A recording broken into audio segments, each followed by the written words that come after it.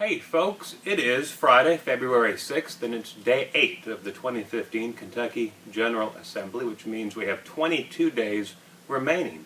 And Jack, what are a couple of the things that you covered this week? Well, it was deja vu all over again in the Senate. They considered bills that have been present in past legislative sessions.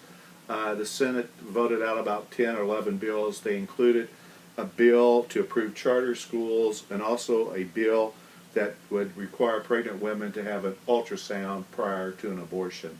And what happens with a lot of these bills is the Republican-led Senate passes out conservative legislation, and then it dies in the Democratic-led House. Do we think that's going to be any different this year? No, not at all. The Legislative Research Commission, which is the bureaucracy that runs the legislative branch, it employs almost 400 people, it spends tens of millions of dollars.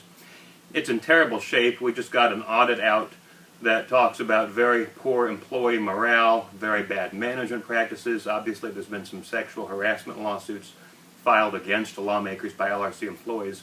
And there hasn't been an LRC director in 2 years now, since Bobby Sherman resigned when this all started breaking back in 2013. Well, the legislative leaders, Senate President Robert Stivers and House Speaker Greg Stumbo and others met this week to try to decide what to do, and nobody does nothing quite as well as the legislature, because they decided not to do anything. They couldn't agree whether to move forward with hiring a new LRC director. They couldn't decide whether to move forward with any reform. The one other big issue this week, the so-called AT&T bill. The phone company AT&T has pushed this for several years now.